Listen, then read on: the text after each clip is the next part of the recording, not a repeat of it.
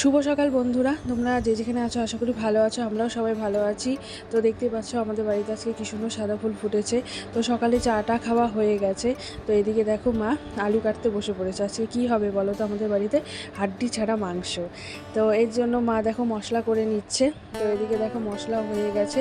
তো হয়ে যাওয়ার পরে তারপরে এদিকে দেখো মশলা করতে করতে মা হচ্ছে আলু আর সোয়াবিনটাকে ভাপ দিয়ে নিয়েছে। তো এদিকে ভাপ দেওয়া হয়ে যাওয়ার পরে রান্নাও বসিয়ে দিয়েছে। দেখো এখানে কালো জিরা আর হচ্ছে তেজপাতা ফোড়নে দিয়েছে। তারপরে দেখো আলু আর হচ্ছে সোয়াবিনটাকে ভালো করে ভেজে তারপরে এই দেখো মশলা ছেড়ে দিল। তো এই সোয়াবিন খেতে আমার বেশ মানে কি পরিমাণে যে ভালো লাগে কি বলবো। আর এই থাইরয়েডের জন্য আমি সোয়াবিন খাওয়া বাদ দিয়ে দিয়েছিলাম। তো খুব খেতে ইচ্ছে করছে। তো ওই জন্য মা আজকে রান্না করেছে। আর এদিকে দেখো সকালে খাওয়া দাওয়া শুরু, ভাত আর হচ্ছে সোয়াবিনের তরকারি। এত টেস্ট হয়েছে না কি বলবো আর।